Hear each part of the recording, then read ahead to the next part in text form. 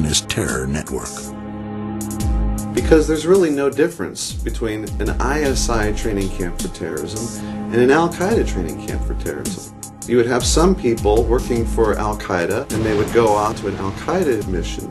And we had other people working for the ISI and they would go off to Kashmir on one of their missions.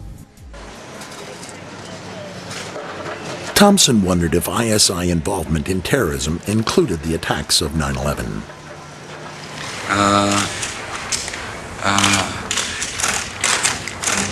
We will give the Pakistani government a chance to cooperate and to participate as we hunt down those people who committed this unbelievable, despicable act on America. What I am told by senior administration officials is the Pakistani government has promised to, quote, fully cooperate. The dictator of Pakistan, General Musharraf, came forward. Within days of the attacks, Pakistan was hailed as a major ally in the new war on terror. The White House seemed confident that Al-Qaeda alone was behind 9/11.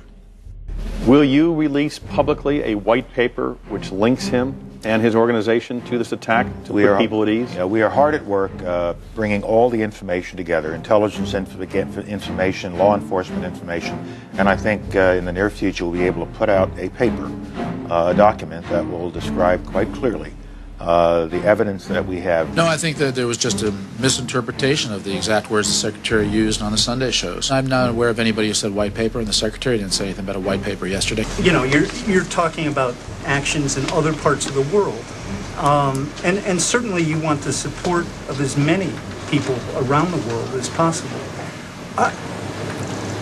You know, I guess it seems as though you're asking everyone to trust you. I mean, logic tells you they couldn't have done it alone. This was a sophisticated plot. Bin Laden was not capable of doing this by himself and his group. So who was capable? Obviously, there has to be much more of an investigation in Pakistan. But on October 1st, the FBI discovered evidence linking the alleged hijackers and Al-Qaeda by following a money trail that ended at Mohammed Atta in Florida. Suspected hijacker Mohammed Atta received wire transfers via Pakistan and then distributed the cash via money orders bought here in Florida. A senior law enforcement source tells CNN the man sending the money to Atta is believed to be Ahmed Umar Saeed Sheikh. He reportedly is controlling certain aspects of the financial transactions of the Al-Qaeda network. Once a standout student at the London School of Economics, the British-born son of Pakistani parents speaks 5 languages. The story made news in every major newspaper. With 9/11 paymaster identified as an alleged Al-Qaeda moneyman, it seemed that the U.S. finally had its proof that Al-Qaeda was involved. The U.S. war on terror could now move ahead. But what most of his post-9/11 reports about Omar Saeed Sheikh had failed to mention was that at the same time Sheikh dropped out of the London School of Economics to presumably join Al-Qaeda. He had also joined the ISI. Arresting officer A.K. Jain says, under questioning, Omar Sheikh admitted he was supported by the Pakistan government's intelligence service, the ISI. He had told me that. He admitted to you? Oh, yes. And after his release, it was very clear that he was provided protection and safe haven in Pakistan with the direct support, with the knowledge, and obviously with the connivance of the Pakistani intelligence.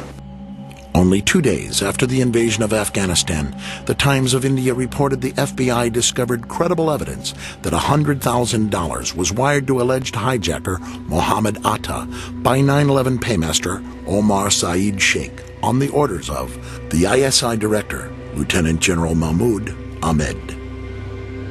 Had that been the head of the Iraqi intelligence agency, do you think we would have heard of it?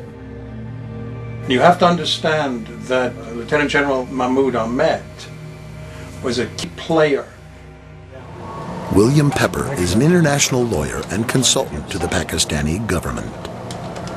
Indian state intelligence came upon this transfer. It was then the Times of India was able to get this information. And the FBI got involved in this whole situation because this was now becoming very public as a result of the Indian investigation. Though the evidence was never publicly disclosed, Indian intelligence claimed that the FBI had privately confirmed the story to them, and it soon made every major Indian newspaper. In the U.S., only a single news outlet even mentioned the allegation. The information was reported as an Internet-only story on the editorial section of the Wall Street Journal website. It had this cutesy title, but it contained this completely explosive information. After the Times of India story broke, Paymaster Omar Saeed Sheikh was no longer the apparent proof that al-Qaeda was the sole sponsor of the attacks. Instead, Saeed Sheikh, acting on the orders of the ISI, appeared to be the smoking gun of Pakistani involvement in 9/11. And instantly, within that day, basically, Saeed Sheikh becomes persona non grata. And then a whole bunch of other people are put forth as the paymaster. Over the next several months, authorities began confusing the news media with a bewildering variety of alternate names for the paymaster, each sounding similar to Omar Saeed Sheikh. No, it's this guy. No, it's this guy. They keep changing the story about who the guy is, and it becomes hard to keep track. By the one-year anniversary of 9/11, Newsweek had concluded that the paymaster remains almost a total mystery. The 9/11 Commission would ultimately conclude that the question of who financed the attacks is of little practical significance.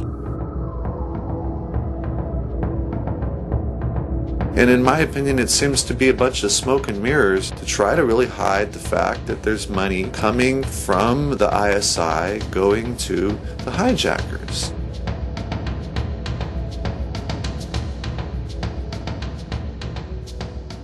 If we were really going after the people who sponsored al-Qaeda, wouldn't we be bombing Pakistan? Are we better off in Pakistan or in Iraq in terms of beating terrorism? I would say to you, if you'd asked me that question, I would say, no question. Let's forget about Iraq and let's focus on Pakistan. There is no reason for the administration to continue to shield make-believe allies who are supporting, either directly or indirectly, terrorists whose goal is to kill Americans. And do you think that will ever become public? Which countries are talking about? It'll become public at some point when it's turned over to the archives, but that's 20 or 30 years from now. We need to have this information now because it's relevant to the threat that the people of the United States are facing today. And here the story took another unexpected turn. Several top news sources had all reported that the Pakistani ISI director had actually been in Washington for a rare visit during the week of September 11th. Yes. Are you aware of the reports at the time that ISI chief was in Washington on September 11 and on September 10, $100,000 was wired from Pakistan to these groups here in this area? And why he was here? Was meeting with you or anybody in the administration? I have not seen that report, and he was certainly not meeting with me. Yes? LA Weekly reported that on the very evening of September 11th, U.S. State Department officials began negotiating the terms of the U.S.-Pakistani partnership with ISI Director Mahmoud Ahmed, the very man who was alleged to have ordered the wire transfer to Mohammed Atta. The talks continued over the next several days before the Lieutenant General returned to Pakistan on September 14th. But an undercover operative named Randy Glass says he can prove that USA officials knew about the ISI role in 9/11, even as they chose to partner with Pakistan. The revelation came in yet another largely overlooked story, this one reported by Dateline NBC. Con man turned undercover operative Randy Glass was infiltrating a terrorist arms buying network layer by layer. Former conman Glass was part of a 1999 government sting called Operation Diamondback, a 2.5-year investigation by the FBI and the Bureau of Alcohol, Tobacco, and Firearms. On July 22, 1999, Glass flew to New York for a meeting here at the trendy Tribeca Grill. It was dinner for 4. Glass, his first contact, Dia Moitian, the Jersey City businessman Mike Malik, and the mystery man.